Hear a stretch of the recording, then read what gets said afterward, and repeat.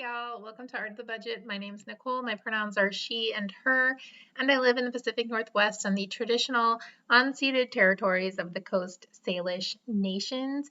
It is April 2021, and it is time to do my budget reconciliation.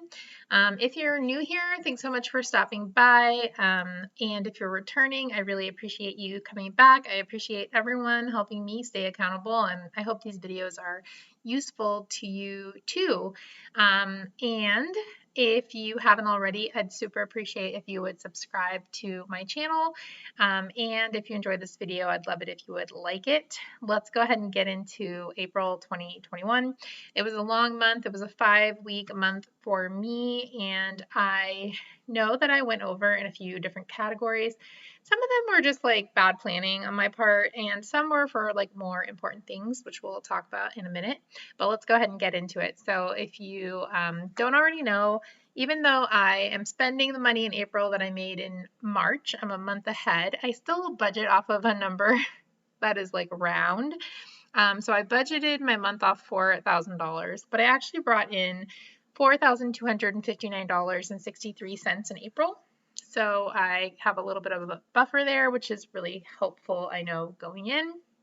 I made $470 in interest, which is a little more than I made last month, so I love to see it. And then I brought in $400 of miscellaneous income, and that was for opening a Capital One 360 account. So someone on Facebook shared that referral code. Wasn't a referral code, it was just like a new account special. But anyway, I was looking for a new bank and they shared that with me, and so I got $400 just free. I love it. I had to change my bank anyway. I changed from Simple to Capital One 360 because Simple is no longer. So yeah, $400, and I'm hoping to be able to allocate some of this, but we'll see about this other damage. We shall see. Okay, so sharing my income and 2% to art. So these are both a little bit under. Normally I do about $210 total, but I only spent $147.40. And normally with my sharing my income, I would just figure out a way to donate the rest of that. I didn't do that this month because I know I have some making up to do, but I will try to make up for that, being less than my 5%. Later on, so that I've still donated 5% for the year. But for this month, I just wanted to try to tidy up things as best I could. All right, so scrolling on down in the savings category, I actually don't really put anything in here. My emergency fund is fully funded. But my interest goes into this little savings account. That's just a holdover from my Simple account, which weirdly would put interest into its own little account. And so I still do it. So right now that account is up to almost $400, and I just love knowing that's all from interest. Anyway, scrolling on down, 500 as usual to my Roth, which, by the way, if you have not already filled up your Roth for 2020, the deadline was extended and you have till the 15th of May to do that. So if you can stuff some money in that 2020 Roth or IRA of any type, go for it. Okay, so housing, rent is $1,100 as usual.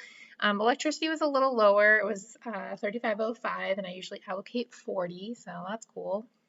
Groceries were a little under. I usually allocate $300, but they were $286.99. But restaurants, okay, restaurants I was way over. I normally allocate $100, and I spent $157.85. What did I even eat? I mean, I remember all of those meals and they were amazing. So, it's cool. That's cool. Well, this Yardbirds thing was kind of a weird, like, awkward date, but like, whatever. I don't regret it, but it is a little bit annoying. I'll try to plan a little better this month. I do like $100 as my eating out number. I don't think I'll improve that or increase that, but like, I guess we'll see how the summer feels. Household, I normally just do $20 a month and I let that roll over, and that is usually plenty for things like toilet paper. But like, what did I get this month? Okay, yeah, I have to bring in lawn work. I have to bring that into my budget. I got some Dawn. I got these cool throw pillows. If you didn't see, ooh, they're so cool. And I mean, all kind of random stuff, but I might need to think about increasing that category a little bit. And then kitties, I spent a little more than 125, but I've been letting this roll over, so I'm still in the, I'm not in the red there. All right, let's scroll on down. Gas was over this month, so I've been threatening, that's such a weird way to put it. I've been threatening myself with increasing this category, and I think I will do that starting in May. I think this will be go back to its $100. Yeah, I think that's just the way it's gonna have to be. I am going to work every day, and as I've mentioned, I drive like an old station wagon, so it's not the best gas mileage. All right, scooching on down. I was a little over in fun, but I think it was cool. It was almost all for garden stuff, and that garden is bringing me a lot of joy. I actually just filmed my first garden tour of 2021, so I'll be sharing that in the next week or two, and every single sprout, man, every single leaf, every single thing, it just brings me so much joy. Which, by the way, if you don't see, look, there's Violet. Oh my God, she's so cute. Okay, let's scroll on down. Insurance and taxes, that's just stuff as normal. Here we are in sinking funds, and this is where I have to do math on the fly, so it could be kind of intense. All right, so one of the areas that I really went over was I spent almost $600 in the upcoming travel category, and that is because I bought a plane ticket to Florida. That plane ticket itself was free. I paid $11.20 in I paid $11.20 in taxes, I think. I actually had paid for my Chase, so I actually used my Alaska Airlines card for this flight, but I've got another flight coming to me, or like almost enough money for another flight, or points, I should say, on my Chase card. So you guys might remember me mentioning this in a check-in. I paid my fee, and hopefully, we can start to get somewhat back to normal with travel. We'll see if by next year, Christmas time, I'm able to take my sort of usually annual flight home. We shall see.